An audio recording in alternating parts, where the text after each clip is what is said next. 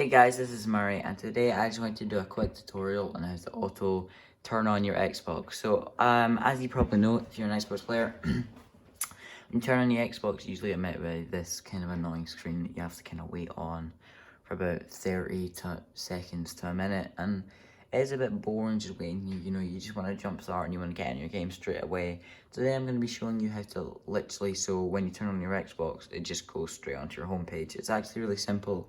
I found this out myself and I was just scrolling through settings and stuff, and if you've not noticed it, well, this is just perfect for you. And as we wait for this again annoying screen, and this is why we want to change it, I'll get into how we change it. If you guys are enjoying the channel, please drop a like on this video and subscribe if you're feeling that a little bit extra nice. We're currently on 13 subs. If we could get to 20, maybe by, I'm not sure, but help us get to 20 subs.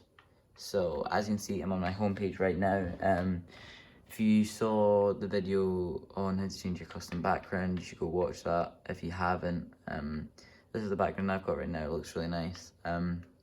So when you get to your Xbox home, you go along here and you get to the settings bit now.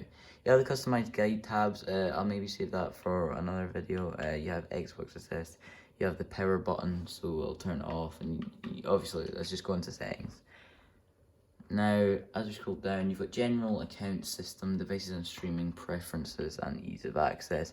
What we want to do is we want to go up to preferences, device. No, we don't want to go to that. We're going to go to general, and you see this one down here, power mode and startup. We want to pick that. Now, you have all the options here, so you can pick how long you want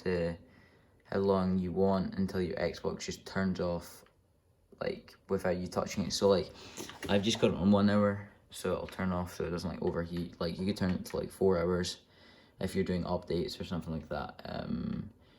You got the start up. Oh wait, yeah, you can start up with whatever you want. That's for a different thing.